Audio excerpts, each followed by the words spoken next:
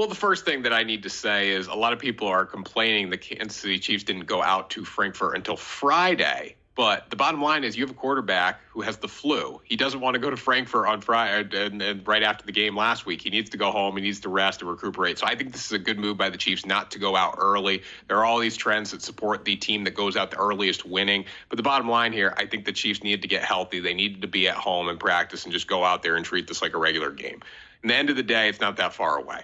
When you look at the Miami Dolphins in this spot, defensively is what scares me about them. Every aspect of their defense scares me. They're ranked 28th in total team yards allowed this season, according to coldhardfootballfacts.com. They're ranked 25th in defensive rusher rating and 26th in defensive passer rating. So there's not really a lot to hang your hat on if you're a defensive coach for this Miami Dolphins team. They have not done a lot well. They're finding ways to win because of their offense. I look at the Miami Dolphins. I think they're extremely overhyped. They're a great offensive team with a very bad defense, and that doesn't translate to wins down the stretch of the season. When you look at who they've beaten, they haven't beaten a good team. They've come up short in the biggest moments, right? Every win against a team, every win they have is against a team with a record under 500 here. I don't think they're going to pick up their first win against a team with a record over 500 on Sunday. The Kansas City Chiefs, very good team, obviously. Definitely lacking that big weapon besides Travis Kelce. Somebody's got to step up for them, but you have Patrick Mahomes and you have a much better defense in this Miami team. I trust that the Chiefs are going to bounce back. Great teams are able to do that consistently after a very bad loss to the Broncos. I'm going to lay that 1.5 here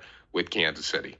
Well, just a great move by Washington's front office here, getting rid of the guys, getting rid of Sweat and Chase Young. In fact, they're going to get draft picks and capital to build an offensive line around Sam Howell in the coming years. Is very, very exciting to see because Washington has a lot of talent. Their receivers are good. Sam Howell's good. We saw it last week against Philadelphia. Howell went toe for toe with Jalen Hurts and the Philadelphia Eagles. It was very fun to watch. And if they're able to do that this week, and that's been a problem with the Commanders is consistently, but if they're able to do that this week against the New England Patriots, it's going to be, this game really favors the Washington Commanders. I don't see Mac Jones scoring. I don't see Mac Jones putting up points. The receivers for the New England Patriots are beat up. They're not healthy. And when they are healthy, they're just simply not that good. This Patriots offense is putrid. Mac Jones has not been good. They rank 23rd in real quarterback rating, 26th in offensive passer rating. It's very hard to win in the NFL when you can't throw the football. And even the New England Patriots defense, while they have been good, they have not been great. And that's the issue. I don't think the Commanders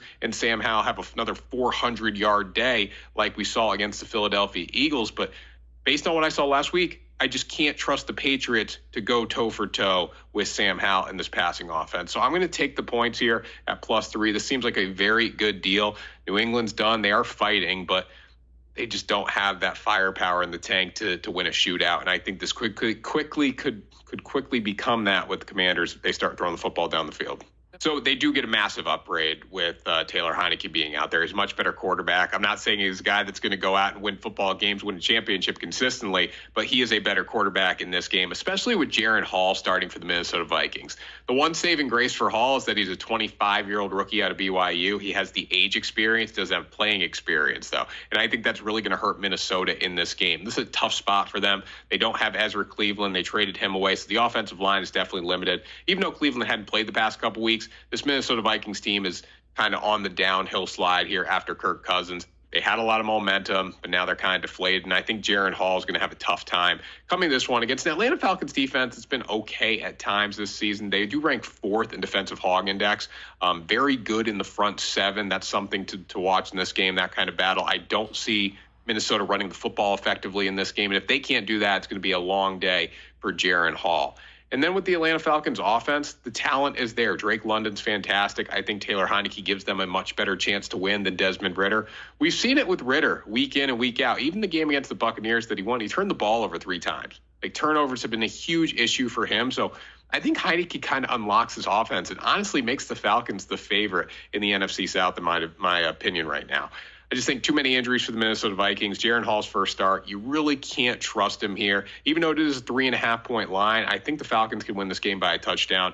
Definitely a good teaser spot here with the Falcons as well. So look to them to cover and win in this game. So it's really hard for me to pick a side in this game. It's hard for me to lay the points with the Philadelphia Eagles after what I saw from their passing defense last week. That was hard to watch. I'd rather play the over and get it right now because it's continuing to climb up. It was at 46.5, now up to 47. I see this getting up to 47.5 by kickoff just because the matchup is perfect for an over. The Philadelphia Eagles give up a lot of passing yards, and that's perfect for Dak Prescott coming off a big game last week against the Los Angeles Rams. He has the momentum coming into this game. The Dallas Cowboys are also finding CD Lamb down the field. That's something they didn't do early in the season. And then for the Philadelphia Eagles, their offense has been great. Even though they're going to go against a good passing defense in the Dallas Cowboys, A.J. Brown is catching everything. He's making contested catch after contested catch. Then you have Devontae Smith. You have a lot of guys that can go out and catch the football in a really good run game with DeAndre Swift. So that's another reason to look to the over here. I think this is a perfect spot for a lot of points to be scored. I just don't see the Philadelphia Eagles defense tightening up enough to keep the Dallas Cowboys tamed. And I think this Philadelphia Eagles offense is just going to stay hot with A.J. Brown. He's been fantastic.